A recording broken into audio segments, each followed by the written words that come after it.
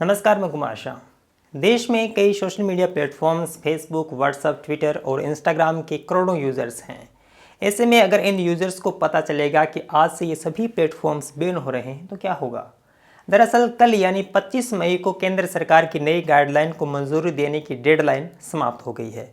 वहीं अब केंद्र की नई इंटरमीडिएटरी गाइडलाइन को लागू नहीं करने वाले सोशल मीडिया प्लेटफॉर्म्स को भारत में प्रतिबंधित किया जा सकता है। इसमें कितनी सच्चाई है, पहले जान लेते हैं कि फेसबुक और ट्विटर ने क्या कहा है। गाइडलाइन की डेडलाइन खत्म होने से पहले सोशल मीडिया जॉइंट फेसबुक ने अपने बयान में कहा है कि वह सरकार की नई गाइडलाइन का सम्मान करती है और इसे लागू करने को लेकर कार्यरत हैं। फेसबुक ने यह भी कहा कि नए गाइडलाइन को लागू करने को लेकर उसकी सरकार के साथ चर्चा चल रही है। दूसरी तरफ माइक्रो ब्लॉगिंग साइट ट्विटर ने भारत सरकार की तरफ से नई गाइडलाइन को लागू करने के लिए 6 महीने का समय मांगा है। वहीं स्वदेशी ट्विटर कहे जाने वाले कू ऐप ने सरकार की गाइडलाइन को लागू कर दिया है।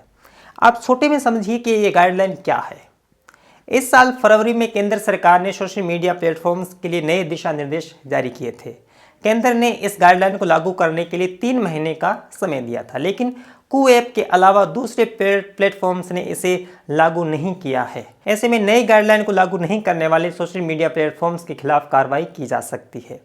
केंद्र सरकार द्वारा जारी की गई नई गाइडलाइन के मुताबिक सोशल मीडिया प्लेटफॉर्म्स को भारत में nodal officer, resident grievance officer appointment करना होगा, जो भारत में होगा। इस ऑफिसर को 15 दिनों के अंदर ओटीटी कंटेंट के खिलाफ मिलने वाली शिकायतों का निपटारा करना होगा।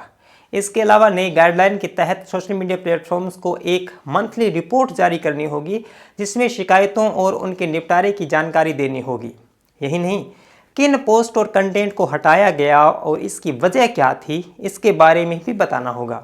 सभी सोशल मीडिया प्लेटफॉर्म्स के पास इंडिया का फिजिकल एड्रेस होना चाहिए, जो कंपनी के मोबाइल ऐप और वेबसाइट पर दर्ज होना चाहिए। नई गाइडलाइन के तहत शिकायत के 24 घंटे के अंदर इंटरनेट मीडिया से आपत्तिजनक कंटेंट को हटाना होगा। साथ ही कंपनियों को एक शिकायत निवारण तंत्र रखना होगा और शिकायतों का निवारण करने वाला अधिकारी भी रखना होगा। 24 घंटे में शिकायत का रजिस्ट्रेशन होगा और 15 दिनों में उसका निवारण होगा। कुल मिलाकर ये है सरकार की नई गाइडलाइन, जिसको लेकर कई सोशल मीडिया प्लेटफॉर्म्स कतरा रहे हैं और निजता के अधिकार की रक्षा को लेकर शंकित है। ऐसे में व्हाट्सएप दिल्ली हाई कोर्ट भी चला गया है कि जो नई गाइडलाइन है वो भारत सरकार द्वारा जो जारी है वह निजता का उल्लंघन है। अब आपका सवाल है कि क्या फेसबुक और ट्विटर को भारत में बंद करना संभव है।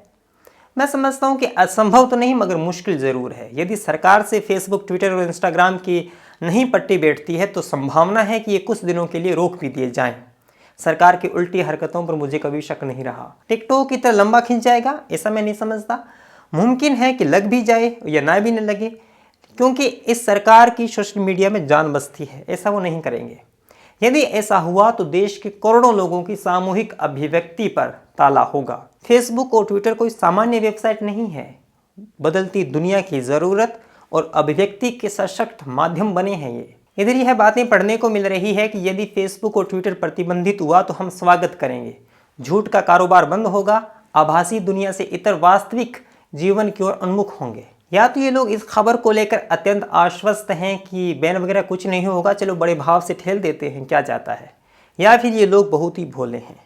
देश में फेसबुक और ट्विटर को करोड़ों लोग महज मनोरंजन हेतु उपयोग नहीं करते, बल्कि अपनी रचनात्मक अभिव्यक्ति और अच्छा पढ़ने जानने के लिए इनका उपयोग करते हैं। झूठ का कारोबार चंद लोग करते होंगे, मगर करोड़ों लोग सुंदर, सभ्य और सार्थक रच रहे हैं। जब अभिव्यक्ति के सारे मठ कुछ चंद लोगों के दायरे में ही सीमित थे, तब फेसबुक और ट्विटर ने नए आयाम रचे। प्रकाशकों की निर्भरता से रचनाकारों को मुक्त किया, सरकार से सवाल पूछने और सम्यक सलाह देने का विकल्प दिया। गोदी मीडिया के दौर में सोशल मीडिया ने ही जनता की आवाज़ को स्वर दिया। यह कहना कि बंद ही हो जाए बड़ी सतही समझ है। इन सोशल मीडिया मंचों का महत्व अब व्यावसायिक हो गया है। इन पर अब न केवल प्राइवेट क्षेत्र निर्भर है, बल्कि सरकारें भी इनके माध्यम से व्यवस्था और सूचनाएं पहुंचाने का काम करती है। इनका बैन होना कोविड के नाजुक दौर में विनाशकारी तो है ही, बल्कि सामान्य दिनों में भी बेचैनी और असुविधा का कारण बन सकती है। यदि सोशल मीडिया के इन मंचों पर प्रतिबंध लगता है तो मीडिया और अखबारों पर निर्भरता फिर बढ़ जाएगी, और वो सरकार के दबाव से कितने मुक्त रह पाएंगे या नहीं, इसको जानने के लिए हमारे पास पूरा इतिहास पड़ा है कि कैसे कुछ ही लोगों की कठपुतली बनकर काम किया गया और जनता तक वही पहुंचा जो धन्ना सेठों और सरकारों ने चाहा। तो ये कहना कि फेसबुक और ट्विटर बंद अगर हो जाए तो फर्क नहीं पड़ेगा, तो मैं कहता हूं कि पहला असर सरकार पर ही पड़ेगा। जहां भारत सुपर पावर होने का सपना देख रहा है और एक और सोशल मीडिया के बैन पर भले ही दिखावे के रूप में हो हामी भर रहे हैं, यह कैसे चल सकता है।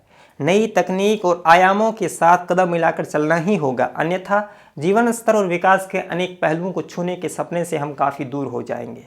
अब सवाल है कि क्या सरकार की बंदिशें सही हैं। ये बहस का मुद्दा हो सकता है। किसी व्यक्ति की निजता और गंभीरता का ख्याल सरकार को करना ही चाहिए।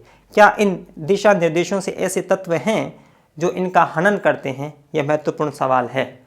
एक मंच के रूप में ज़मीनी स्तर पर ऑफिस और अधिकारियों की नियुक्ति करना एक चुनौतीपूर्ण तो है, काफ़ी जल्दबाजी भी नज़र आती है, लेकिन यह कहना बुरा नहीं है, बल्कि साइबर अपराध पर काबू पाया जा सकता है। अब अगर आप थाने में ये शिकायत लेकर चले जाएं कि फेसबुक पर मेरे बारे में किसी ने आपत्तिजनक लिख दिया, तो थाने में पुराने सिपाही आपका मुंह ताकते रह जाएंगे। पहले तो उन्हें समझाना पड़ेगा कि कहाँ कमेंट हुआ और कैसे आपत्तिजनक है, यह अपराध भी है या नहीं है। कहने का आशय है कि पुराने पुलिसकर्मी नई तकनीक से वाकिफ नहीं है, तो वो इन चीज़ों का निवारण कर देंगे, ये बहुत मुश्किल है। ऐसे में यह जिम्मेदारी अगर प्लेटफॉर्म खुद संभाले तो एक बेहतर कदम ही कहा जा सकता है। 24 घंटे में सामग्री हटाए जाने के संबंध में कहा जा सकता है कि जल्दबाजी प्रतीत होती है। इसमें पक्ष विपक्ष को सुनने का पर्याप्त समय ही नहीं रहता और एक प्लेटफॉर्म के लिए यह बहुत ही चुनौतीपूर्ण रहता है। कितनी ऊर्जा लोगों की ज़रूरत पड़ेगी इस व्यवस्था को मैनेज करने के लिए, यह भी सोचना चाहिए। कुल मिलाकर कहा जा सकता है कि बहुत कम संभावना है कि फेसबुक, ट्विटर और इंस्टाग्राम को बैन किया जाए। इन पर निर्भरता इन सालों में बहुत ज़्यादा बढ़ गई है। बातचीत से रास्ता निकालने की कोशिश की जाएगी, मेरा मानना है। वीडियो आपको कैसा लगा ज़रूर बताएं, शेयर करें। पेटीएम, पेपाल, फ़ोनपे भी मुझे सपोर्ट कर सकते हैं। चैनल पे नए हैं तो सब्सक्राइब करना न भूलें। पास एक बेल आइकन है, उसको दबा दें ताकि नया वीडियो अपलोड होते ही आपको सूचना मिल जाएंगी। मिलेंगे अगले वीडियो में, तब तक के लिए धन्यवाद। सब्सक्राइब कीजिए कुमार शाम यूट्यूब चैनल को और बेल आइकन भी दबाना न भूलें।